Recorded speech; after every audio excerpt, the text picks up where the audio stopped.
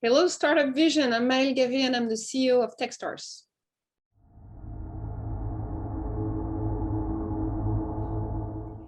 Hello, Maelle. Thank you so much for being with us today on Startup Vision. So, Maelle, you've been appointed CEO of Techstars last January. As we know, Techstars is a global accelerator with an impressive track record. They have invested in more than 2,300 companies, and their portfolio is worth over 185 billion.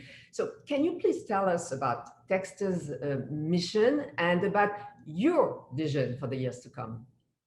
Sure. So actually the portfolio valuation now crossed the $200 billion mark. So we're now, I think, at $209 billion in terms of portfolio valuation. In terms of the vision and the mission of what we're trying to do, really Techstars and we have the same dream.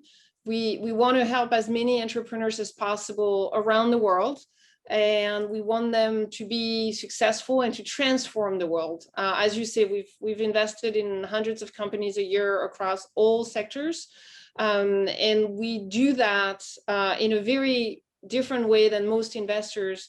We have accelerators or bootcamp, if you want another name, and we help them put their business together and be on a more clear path or clearer path to success by providing them access to a strong network and people with a deep knowledge of what it is to build a successful business. Really, what we're trying to do is to go beyond the usual VC environment that tends to always back the same companies. And we're looking very intensely at underrepresented founders, underrepresented from a gender perspective, racial perspective, geography, socioeconomic background perspective, and we're bringing them all into the Techstars world, and then we provide them with support with network and investment, finance, etc. That's really a great mission, really. So prior to Techstars, you had a great international experience in the startup ecosystem. First of all, and it's very important for us here at Startup Vision, you started your first company at age 16. And yeah, you really have this entrepreneur spirit that we really, really like.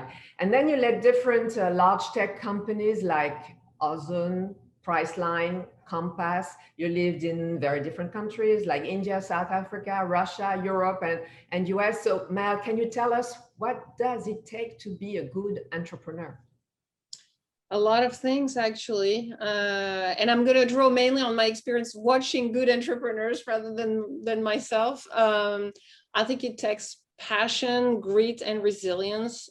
Being an entrepreneur is amazing. It's like the most thrilling experience you can get. It's also the most terrifying, and it's one that will take you through massive ups and downs. And so because of that, being resilient and being passionate about what you do is going to very often make all the difference in the world in terms of whether or not you're going to be successful or not. I think the best entrepreneurs that I know very early on realized that they need a strong support system around them, a strong network, to use another word, a strong support system that really helps them learn, a network that helped them gain access to capital, to customers, and to talent, because no one ever succeeds alone. And the ones who understand really quickly that they are going to need people around them to be successful are usually the ones who end up succeeding. So now I want to go to your book. You wrote that book called Trampled by Unicorns, or Big Tech's Empathy Problem and How to Fix It. And empathy is one of the most important behavior for you, and it goes with what you believe in, which is that tech should be and should make the world a better place. Empathy is something difficult to impose, don't you think? And how can we achieve this? And what could be the means to implement empathy at all levels? It is difficult. I mean, empathy is a muscle. Like, some of us were born with a slightly more developed muscle than others. But our history, our experience, our environment, the people around us have helped us either develop that muscle or have atrophied that muscle as well. And so I think it starts from a place where you accept the fact that everything begins and ends with people. You don't build a good tech company with good technology. You build a good tech company with good people who are going to build good technology. And so once you start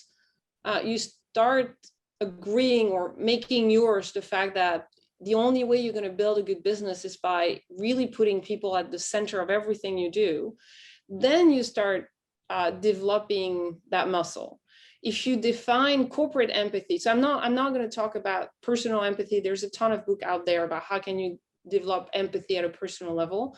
I'm going to talk about corporate empathy, which was the topic of my book. If you define corporate empathy as the ability of a company and its leadership to understand what's happening in the world around them and how their decision impact people inside and outside the company, I think you actually have a better company, which is why when I talk about empathy, I always tell people, don't think about it as a weakness. It is an incredible strength. If you have more empathy, you will be able to see around the corners.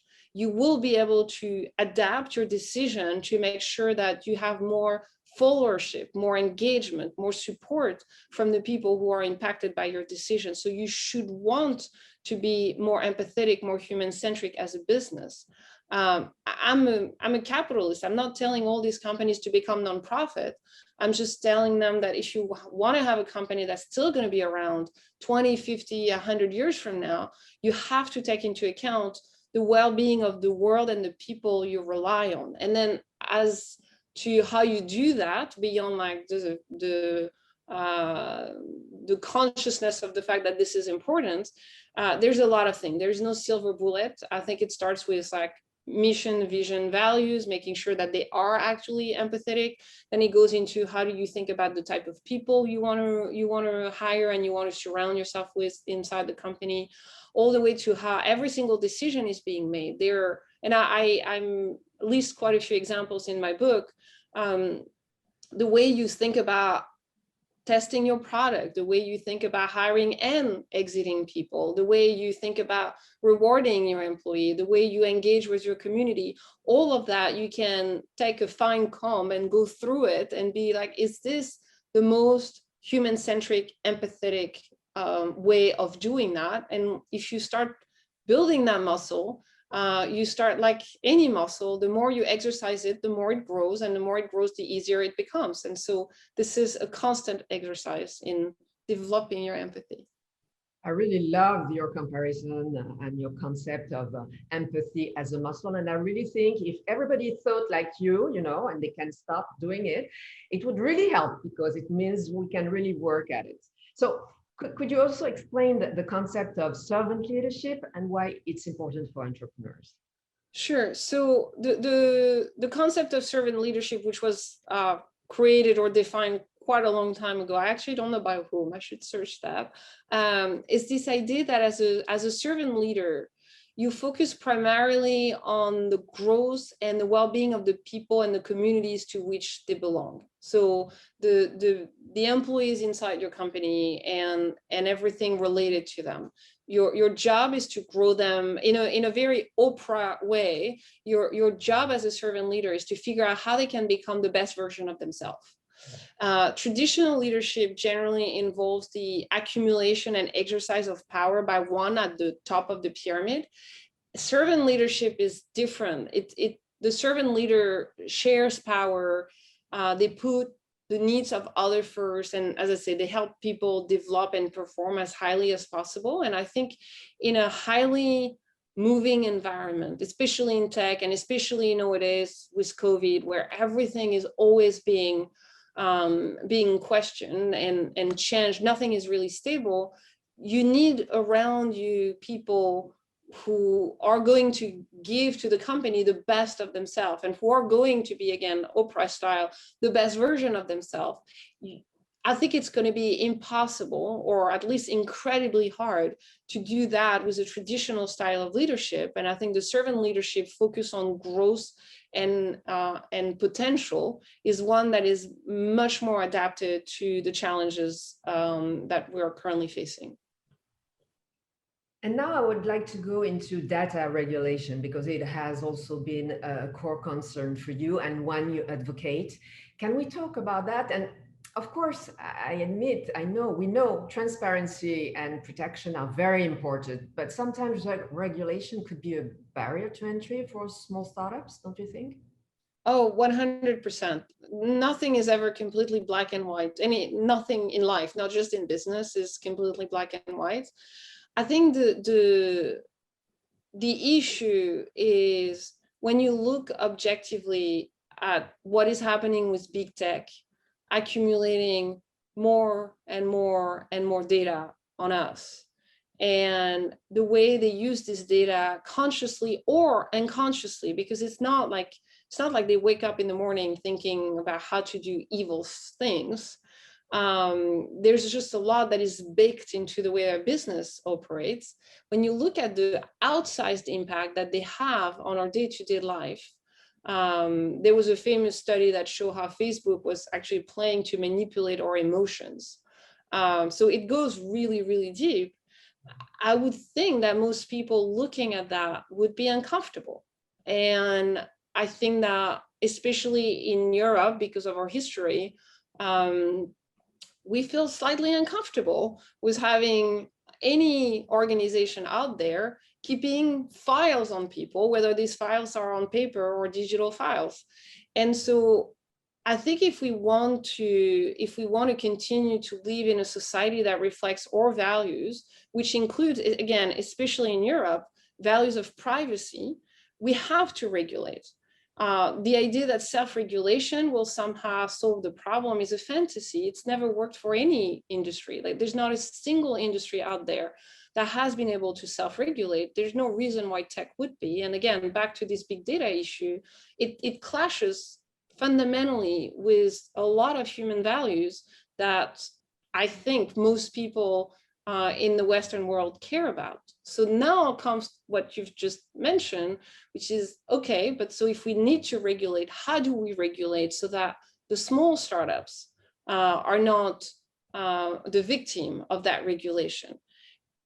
And I don't have like the perfect solution. The book explained a certain number of things that, in my view, needs to happen, starting with a much stricter antitrust regulation, because we have tech companies that have become so gigantic that regulating them becomes a problem. So even before we should be regulating big data, we should probably have a discussion about, is it desirable to have companies that are so big and have so little accountability? And then I think we got to be a little more comfortable with governing through trial and error. I think we have very high expectations from our governments, which tend to be, by the way, disappointed on a regular basis because they're so high, that they got to have it right from the get-go. And funny enough, we don't expect that from tech companies. Like, we're very, very comfortable with them A/B testing everything under the sun with us as guinea pig, but somehow we don't want the governments to do that. And so I think when it comes to data regulation, again, in Europe, GDPR was a good first step. Was it a perfect step? Absolutely not. There's way more to be done, but I think it was a good step. And then the question is like, how we learn from what worked well. We also learn from what didn't work well, and we come up with the next set of this legislation. I'm not saying another legislation. I'm just saying we're iterating on it until we find something that actually works for everyone. I think that's really important. So I don't have a solution ready to go and ready to implement for big data, but I do think that there's a path. We just need to be willing to walk it. Thank you. That's so important. And so, as you mentioned, it's a very deep problem concerning the whole world, in fact. Thank you so much for sharing all that with us today, Maelle. Thank you for being on Startup Vision. My pleasure.